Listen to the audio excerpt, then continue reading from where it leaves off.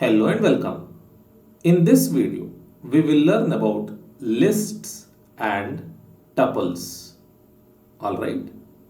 Lists and tuples are both data types and they are both sequences of items arranged in order. Alright.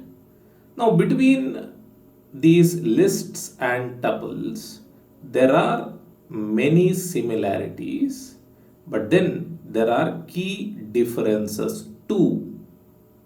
And so, in this video, we will explore both their commonalities and differences in detail. Alright, now let me start the lesson by declaring a variable and then printing it out. So I will run this to get 7. Alright. So far we have stored only a single value in a variable. Right? Now what if I want to store multiple values in a single variable? Is it possible? Yes, it is possible. And let me show you how.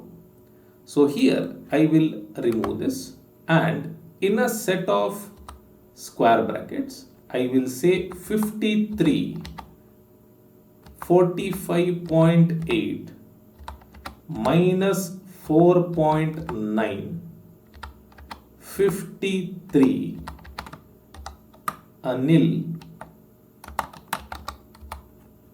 and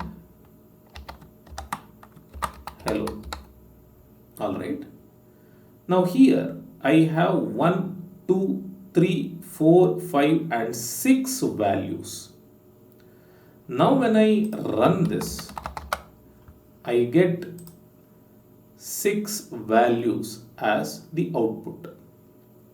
Meaning I have successfully stored 6 values in a single variable. Alright. So this here is a list. Okay. List uses square brackets and the items in both lists and tuples are separated using commas. Alright. Now let me copy this and paste it here. Change this to y. And here I will have parenthesis. And now I will change this to y and run the program to get the same output. This here is a tuple and tuple uses parenthesis. Alright. Some call this as tuple and some call this as tuple. I say tuple. Alright. Now, both lists and tuples can contain different data types. So here I have an integer value, a floating point number, strings, and duplicate values too. Correct? So 53 and 53. So we have repeated values. All these are valid in both lists and tuples. Alright? And both lists and tuples are ordered. When we say they are ordered, it means that the elements in them are stored in a specific sequence, and this sequence does not change unless explicitly modified. Alright? Now let us see what we can do with lists and tuples. Alright? Let me clear this. First, we can access individual items of both lists and tuples using a for loop. Let me show you how. I will remove this and I will say for item in X print item. And now when I run this, I get 53, 45.8, minus 4.9 and all the other items. Right? Now, when the for loop runs for the first time, first value from this list will be stored in this variable and then it will be printed out. When the for loop runs for the second time, the second value from this list will be stored in this variable and then it will be printed out. And this will continue till the last value from this list is stored in this variable and is printed out. Alright. If I change this to y, what is y? Y is a tuple. And if I run it, I get the same result. So here we were able to access individual items using a for loop. Right? Now, we can access a specific item using index numbers. Alright? We know what indexing is, correct? We have learned it in the video of strings. Now, if I want to access a value, for example, Anil, I can do it by using the index number. The index number starts from 0 and you know it, right? So this is 0, this is 1, this is 2, this is 3, this is 4. So if I want to access Anil, I will say print X and in square brackets 4. And when I run this, I get Anil as the output. I will change this to Y. And when I run this, I get Anil as the output. Okay. If I change this to 0 and run it, I will get 53 as the output. Alright. Now, we can use negative index numbers too.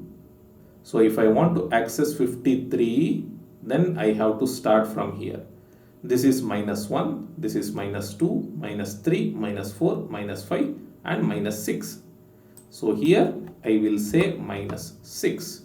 And when I run this, I get 53 as result.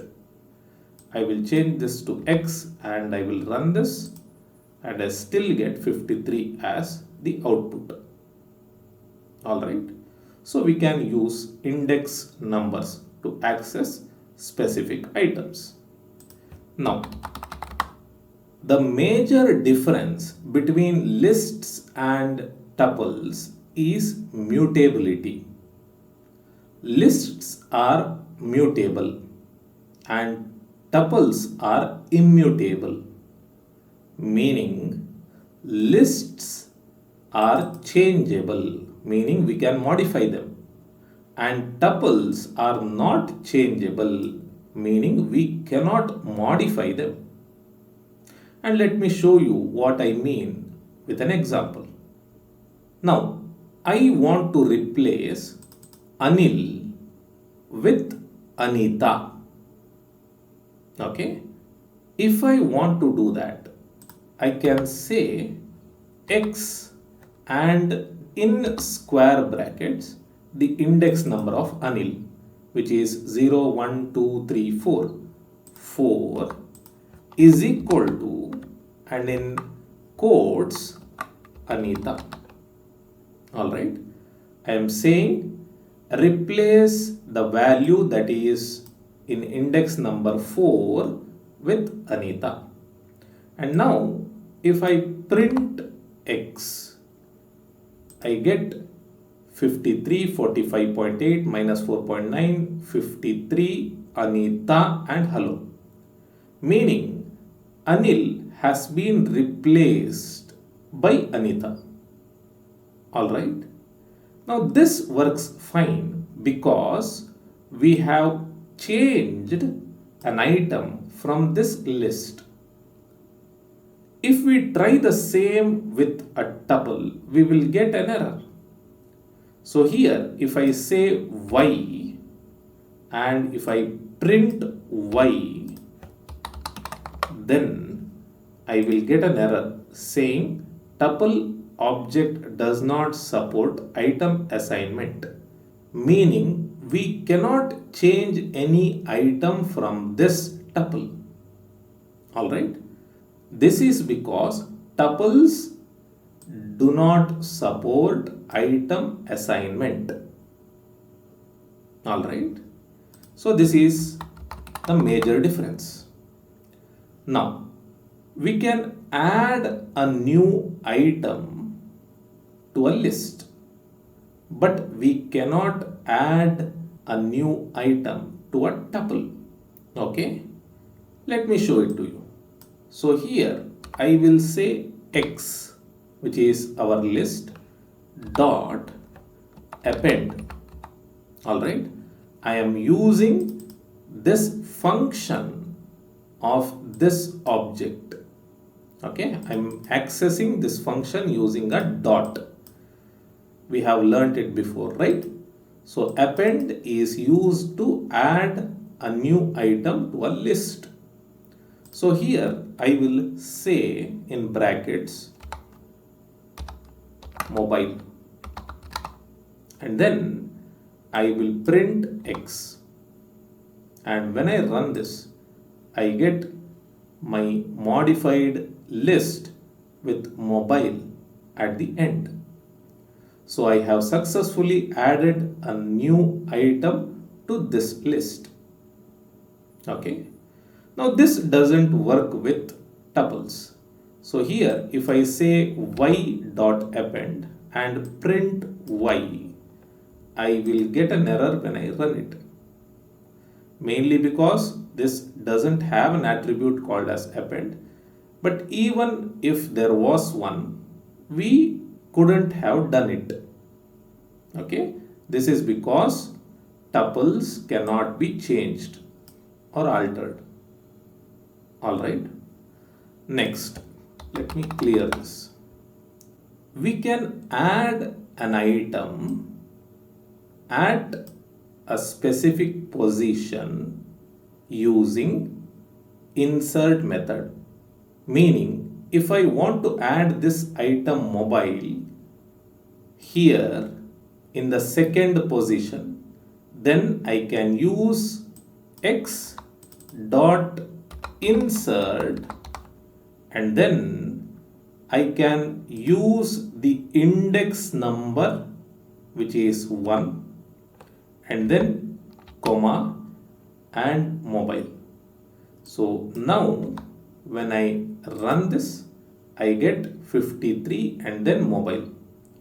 Mobile will be inserted in this location, in this index number. Alright, so I can do this with lists. I cannot do this with tuples. Alright, next, we can remove an item from a list, and to do that we use remove method. So I will say remove, and here I will say minus 4.9. Okay, now when I run this, I get a list without this value. Alright, this doesn't work with a tuple because we know that tuples are immutable, meaning we cannot change anything from a tuple. Alright, now we can extract parts of a list using the index numbers, just the way we had done with strings. So here I will say X, and then in square brackets I will say 0:3, and when I print it I get the values 53, which is in index number 0, 45.8, which is in index number 1, minus 4.9, which is in index number 2. So from 0 till 2, 3 minus 1, 2, we were able to extract and print. Okay. All the things that we had done with strings work here too. Alright. Now this is possible with tuples too. So when I run this, I get 53, 45.8 and minus 4.9. Alright. So this works with tuples because we are not changing anything from the tuple. Alright. Next, we can use length function to get the number of items in a list or a tuple. So here I will say len, short for length, and I will say x. When I run this, I get 6 as the output because there are 6 items in this list. I will change this to y and run it, and I get 6 because there are 6 items in this tuple. Alright. Next, we can use sum function to get the sum of numeric values. Alright. Let me delete this, and here I will say marks is equal to, and in square brackets I will say 78, 87, 87, 99, 65 and 76. Alright. Let us assume that these are the marks scored by a student in various subjects. Now if we want to get the sum of these values, then we can use the sum function. Okay. Sum function works only with numeric data. So here I will say print, and then I will say sum, and in brackets I will say marks. Okay. When I run this, I get 492 as the output. Now this is the sum of all the items from this list. Alright. Now, if I want to calculate the average of these numbers, then all I have to do is divide this by length of marks, right? When I run this, I get 82.0 as the output. Length of marks is 6, sum of marks is 492, right? So the average is 82.0. Alright? Yes. So this is about lists and tuples.